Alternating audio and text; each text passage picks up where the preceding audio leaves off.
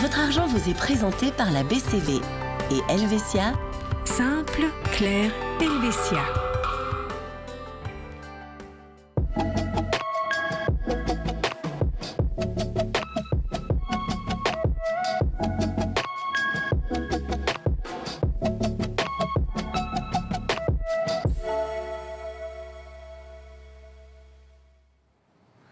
Bonsoir à tous. Allez, je vous propose de prendre le volant ce soir. On évoque la question des assurances auto et des assurances de véhicules électriques avec notre expert Alexandre Colli. Bonsoir Alexandre.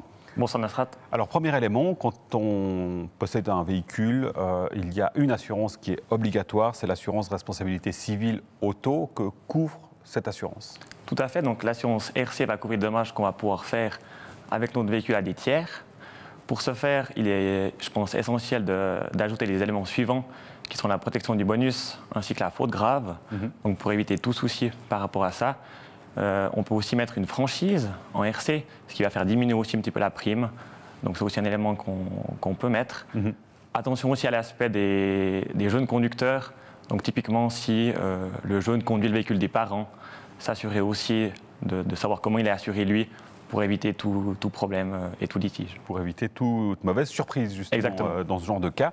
L'autre décision qui est particulièrement importante dans le cadre d'une couverture d'assurance auto, c'est de savoir quel casco je vais choisir, casco partiel, casco complète. Vous nous rappelez la base et comment faire cette différence? Ouais. Donc, au niveau de la casco partielle, on va couvrir tout ce qui est les dommages de grêle, notamment les bris de glace, le vol, l'aspect des fuites, pour citer que ça aussi. Et puis au niveau de la casco complète, on va vraiment couvrir les dommages de collision que le véhicule pourrait avoir lorsqu'il roule. Et en règle générale, la casco complète est obligatoire si la voiture est en leasing? Exactement, oui. La couverture est obligatoire en cas de leasing. Si le véhicule n'est pas en leasing, du coup, le client a le choix vraiment d'assurer son véhicule comme il le souhaite.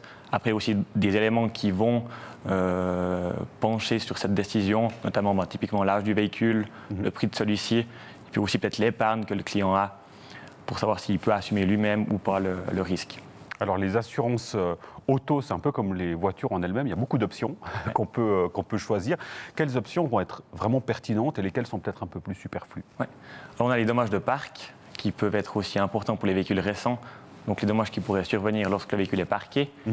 On a l'aspect des phares aussi. Il faut savoir que les phares maintenant ils ont aussi un prix qui est relativement onéreux, donc on peut aussi assurer cet aspect-là individuellement.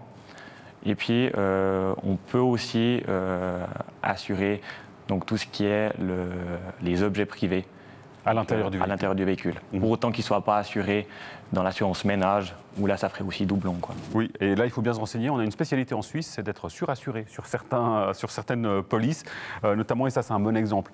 Un mot sur les voitures électriques, Alexandre. Est-ce qu'il y a une différence en termes d'assurance entre une voiture électrique à 100% et une voiture hybride? Au niveau des couvertures, il n'y a pas de différence notoire. Certaines compagnies peuvent accorder des rabais sur les véhicules électriques. Après, il faudra aussi bien réfléchir au niveau de la batterie. Donc, si la batterie est dans le prix d'achat du véhicule, elle fait partie du prix catalogue général du véhicule. Tandis que si la batterie est louée, il faudra bien penser à la mettre dans les accessoires. Donc, aussi voir cet aspect-là. En plus, il y a aussi l'aspect de la borne, donc de recharge. Là aussi, on peut l'assurer individuellement contre la surtension, le vol, les fuites, donc plus ces éléments-là, quoi. Évidemment, quand on choisit une assurance, c'est du bon sens, il vaut mieux comparer les offres. Comment je peux m'assurer d'avoir le meilleur rapport qualité-prix pour une assurance? Déjà, je pense que le conseil numéro 1, ce qui est assez logique en soi, c'est le fait de comparer des prestations égales, donc toujours qu'on soit vraiment sur les mêmes prestations. Ensuite, on pourrait aussi renoncer à certaines couvertures qui seraient peut-être plus nécessaires en fonction de l'âge du véhicule, de la situation du client. Donc là aussi, vraiment avoir une situation qui soit adaptée à ses besoins. Et sinon, on a aussi l'aspect des carrosseries partenaires qui sont aussi assez présentes. Donc là, typiquement, si on joue le jeu puis on va dans une carrosserie partenaire de l'assurance, on bénéficie davantage, notamment financiers aussi, quoi.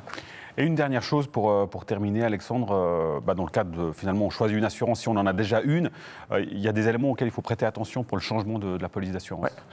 Donc le premier aspect important, ça va être déjà de respecter le bon motif de résiliation, que ce soit sur sinistre, que ce soit à l'échéance, que ce soit un changement de véhicule. Donc ça, c'est déjà la base. Typiquement, pour une résiliation à l'échéance, il y aura aussi des délais de résiliation, où là, typiquement, la lettre doit parvenir à l'assureur 3 mois avant l'échéance du contrat.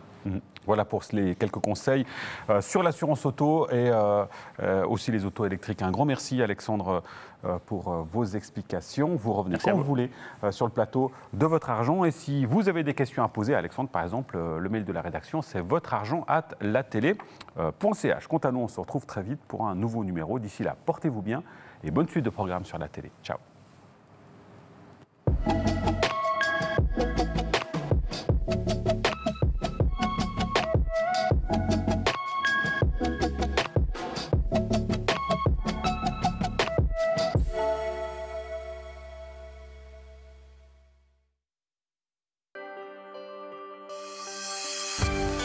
Votre argent vous a été présenté par la BCV et Helvetia. Simple, clair, Helvetia.